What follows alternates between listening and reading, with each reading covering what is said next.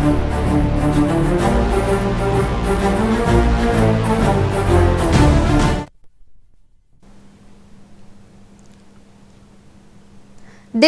బంగ్లాదేశ్ రాయబార కార్యాలయం వద్ద ఉద్రిక్తత నెలకొంది. బంగ్లాదేశ్ హైకమిషన్ కార్యాలయం వద్దకు విహెచ్పి కార్యకర్తలు భారీగా చేరుకున్నారు. బంగ్లాదేశ్లో హిందువులపై దాడులను ఖండిస్తూ నిరసన చేపట్టారు. బారికేడ్లు తోసుకొని లోపలికి వెళ్లేందుకు యత్నిస్తున్నారు. దీంతో అప్రమత్తమైన పోలీసు బలగాలు విహెచ్పి కార్యకర్తలను నిలువరిస్తున్నారు.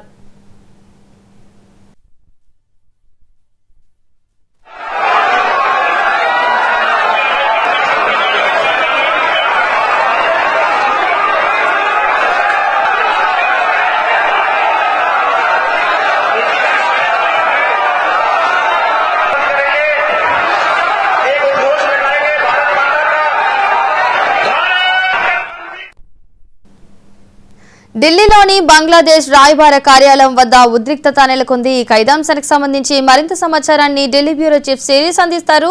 శిరీష్, చెప్పండి.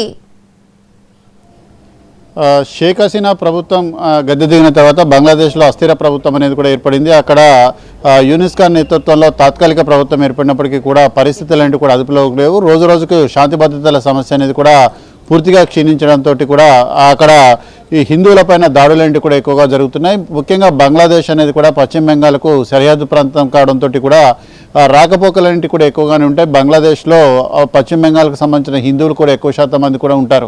అయితే ఇటువంటి పరిస్థితుల నేపథ్యంలో ఇటీవల ఏదైతే ఉద్రిక్తతలేంటి కూడా చెలరేగాయి, రెండు దేశాల మధ్య కూడా సంబంధాలేంటి కూడా రోజు రోజుకు కొంత ఇబ్బందికరంగా మారుతున్న పరిస్థితి. ఇరు దేశాలు కూడా కౌన్సిలర్ యాక్సెస్ అనేది కూడా అంటే ఇటు వీసా అప్లికేషన్స్ కానీ లేకపోతే వీసాల జారీ కానీ వీటన్నింటినీ కూడా నిలిపివేయడం కూడా జరిగింది.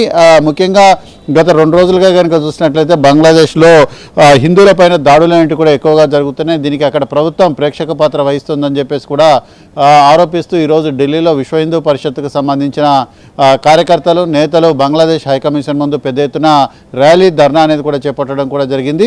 సో మొత్తం మీద కూడా ఈ బంగ్లాదేశ్ హైకమిషన్ ఎదుట ఉద్రిక్తత పరిస్థితులన్నీ కూడా చోటు చేసుకున్నాయి. పెద్ద ఎత్తున పోలీసులతో విశ్వ హిందూ పరిషత్ కార్యకర్తలకు మధ్య తోపులాట అనేది కూడా జరిగింది.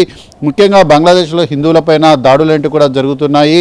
సో హింసాత్మక ఘటనలు కూడా జరుగుతున్నాయి. వాటిని నిలువరించడంలో అక్కడ ప్రభుత్వం విఫలమవుతుంది. సో వాటిని నిలువరించడం పక్కన పెట్టి దాడులను కూడా ప్రోత్సహిస్తోందని చెప్పేసి కూడా చెప్తూ 2 రోజుల క్రితం దాస్ అనే ఒక వ్యక్తి పైన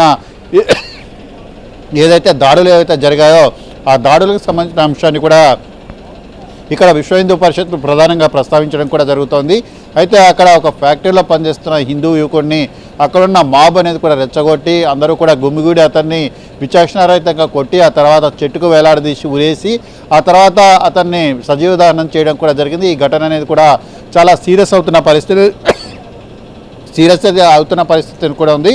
సో ఈ నేపథ్యంలో ఢిల్లీలోని బంగ్లాదేశ్ హైకమిషన్ ఎదుట విశ్వ హిందూ పరిషత్తో పాటు ఇతర హిందూ సంఘాలకు సంబంధించిన నాయకులు ఆందోళనకు దిగారు.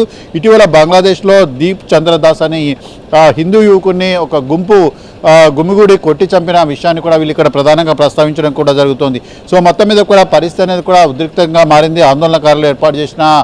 ఆందోళనకారులు అక్కడ రక్షణ కోసం ఏర్పాటు చేసిన బ్యారికేడ్లను కూడా కూల్చివేయడంతో భద్రతా సిబ్బందికి ఆందోళనకారులకు మధ్య తోపులాట అనేది కూడా జరిగింది. పరిస్థితిని అదుపులోకి తెచ్చేందుకు పోలీసులు భారీగా అక్కడ మోహరించడం కూడా జరిగింది. సో మొత్తం మీద కూడా బంగ్లాదేశ్లో హిందువులను హతమారుస్తున్నారు. హిందువులకు న్యాయం కావాలంటూ పెద్ద ఎత్తున నినాదాలంటూ కూడా చేయడం కూడా జరిగింది. సో ముఖ్యంగా బంగ్లాదేశ్లో అక్కడ హిందువులు మైనార్టీలుగా ఉన్నారు కాబట్టి మైనార్టీలపై జరుగుతున్న దాడులను తక్షణమే నిలిపివేయాలి. అక్కడి ప్రభుత్వంపై భారత ప్రభుత్వం దౌత్యపరమైన ఒత్తిడి అనేది కూడా తీసుకురావాలని చెప్పేసి కూడా ఈ సందర్భంగా వాళ్ళు డిమాండ్ చేయడం కూడా జరిగింది. సో మొత్తం మీద కనుక చూసినట్లయితే దీప్ చంద్రదాస్ హత్య ఘటనతో పాటు గత కొన్ని రోజులుగా బంగ్లాదేశ్లోని హిందూ ఆలయాలపైన దాడులు, ఆస్తుల విధ్వంసం, బెదిరింపులు అనేవి కూడా జరుగుతున్నాయని చెప్పేసి కూడా ఆరోపణలు వస్తున్నాయి. సో మొత్తం మీద కూడా ఈ ఘటనలపైన అంతర్జాతీయ స్థాయిలో స్పందన అనేది కూడా రావాలి. ఇతర దేశాలు కూడా దీనిపైన స్పందించాలని చెప్పేసి కూడా హిందూ సంఘాలు డిమాండ్ చేస్తున్నాయి. ఎందుకంటే భారతదేశంలో ఏ చిన్న ఘటన కూడా జరిగినా కూడా పెద్ద ఎత్తున నిరసన తెలియజేయడంతో పాటుగా నానా గందరగోళాన్ని కూడా చేసే కొన్ని దేశాలు ఇప్పుడు ఎందుకు నోరు మెదపడం లేదని చెప్పేసి హిందూ సంఘాలు ఈ సందర్భంగా డిమాండ్ కూడా చేస్తున్నాయి. సో మొత్తం మీద కూడా భద్రతా కారణాల దృష్ట్యా హైకమిషన్ పరిసర ప్రాంతాల్లో కూడా పోలీసులు అప్రమత్తమయ్యారు. సో మొత్తం మీద కూడా హైకమిషనర్కి వెళ్లే దారులన్నింటినీ కూడా మూసివేయడంతో పాటుగా అక్కడ అదనపు బలగాలను కూడా తరలించి వివరించడం కూడా జరిగింది. పూర్తిగా పరిస్థితి అనేది కూడా అదుపులోకి వచ్చింది. సో ఉదయం ఇంకా ఆందోళనకారులు అక్కడ గుమికూడినప్పటికీ కూడా వాళ్ళందరినీ కూడా ఈ బంగ్లాదేశ్ హై కమిషన్ పరిసర ప్రాంతాలకు వెళ్ళనీయకుండా పోలీసులు సమర్థవంతంగా అడ్డుకుంటున్నారు. సో మొత్తం మీద కూడా ఈ బంగ్లాదేశ్లో మైనార్టీలకు సంబంధించిన భద్రతా అంశం అనేది మరోసారి తెరపైకి రావడం కూడా జరిగింది. దీన్ని కేంద్ర విదేశాంగ శాఖతో పాటుగా కేంద్ర హోంశాఖ కూడా దీన్ని చాలా సీరియస్గా పరిగణిస్తున్నాయి. దీనికి సంబంధించి ఇప్పటికే ఇటు బంగ్లాదేశ్ హై కమిషనర్ కూడా పిలిచి మాట్లాడే అవకాశం కూడా ఉంది. ఇటు బంగ్లాదేశ్లో ఇండియన్ హై కమిషనర్ని కూడా పిలిచి అక్కడ ప్రభుత్వం పరిస్థితిని వివరించడం కూడా జరిగింది. సో మొత్తం మీద కూడా భారతదేశంతో తమ ఘర్షణ అనేది కూడా కోరుకోవడం లేదు, శాంతిని కోరుకుంటున్నాం. కాబట్టి పరిస్థితులన్నింటి కూడా అదుపు తప్పకుండా మేము చర్యలు తీసుకుంటాం. కాబట్టి కొంత సంయమనం పాటించాలని చెప్పేసి బంగ్లాదేశ్లో ఉన్న ఇండియన్ హై కమిషనర్ను అక్కడి ప్రభుత్వం కోరినట్లుగా కూడా తెలుస్తుంది. సో మొత్తం మీద కూడా అక్కడ రాను పరిస్థితి అనేది కూడా అదుపులోకి చేదాటిపోతుంది. కాబట్టి ఇప్పటికైనా అంతర్జాతీయ సమాజం మేలుకొని అక్కడి ప్రభుత్వంపై ఒత్తిడి తేవాలని చెప్పేసి కూడా డిమాండ్ చేస్తుంది. బంగ్లాదేశ్ అనేది కూడా మరొక పాకిస్తాన్ లాగా తయారవుతుంది. కాబట్టి పరిస్థితి చేదాటక ముందే భారత ప్రభుత్వం దాన్ని అదుపులోకి తెచ్చుకోవాలని చెప్పేసి కూడా చాలా డిమాండ్లు అన్నిటి కూడా వినిపిస్తున్నాయి.